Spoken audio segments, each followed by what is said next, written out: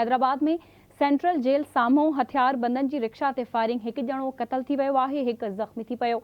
Firing जे नतीजे में गोलियूं लॻण सबबि मोहम्मद कासिम मारिजी वियो। गोलियूं लॻण सबबि राहिल नाले शख़्स ज़ख़्मी थी पियो। क़तल थियल मोहम्मद कासिम जो लाश ऐं ज़ख़्मी राहिल खे सिविल अस्पताल मुंतक़िल कयो वियो। पुलिस वाक़िए जी जांच शुरू करे छॾी। फायरिंग जो वाक़ियो फुर जी कोशिश आहे या दुश्मनी, जांच करे रहिया आहियूं, पुलिस जो इहो चवणु आहे।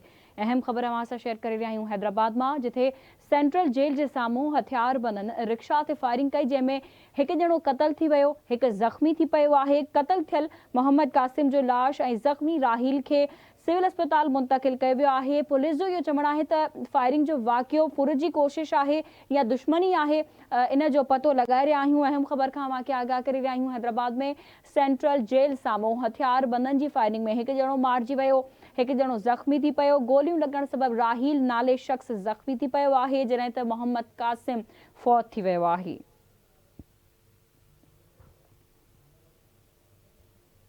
तफ़सील मालूम कंदासीं, असां सां लाइन ते मौजूदु आहे हैदराबाद मां आवाज़ न्यूज़ जो रिपोर्टर नसीर चन्ना। जी नसीर, इन वाक़िए जे हवाले सां वधीक छा अपडेट्स आहिनि?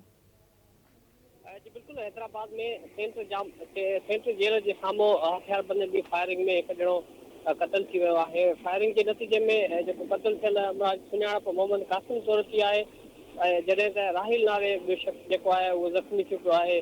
क़तल थियल जो लाश ऐं ज़ख़्मी खे अस्पताल मुंतक़िल कयो वियो आहे, जॾहिं त वाक़िए जी जांच शुरू कई वई आहे। पुलिस जो चवणु आहे त फायरिंग जो वाक़ियो आहे या फुर जो, उन हवाले सां जांच करे रहिया आहियूं। ॿिए तरफ़ ॿुधाए पियो वञे त इहो जेको क़तल थियो आहे उहो पेट्रोल पंप जो मैनेजर हुयो। 20 लख रुपया खणी रहियो हो, त फौरन फायरिंग में क़तल करण बैदि रक़म खणी फरार थी विया आहिनि। जी ठीकु आहे नसीर, अवां जी वॾी महिरबानी अपडेट करण लाइ।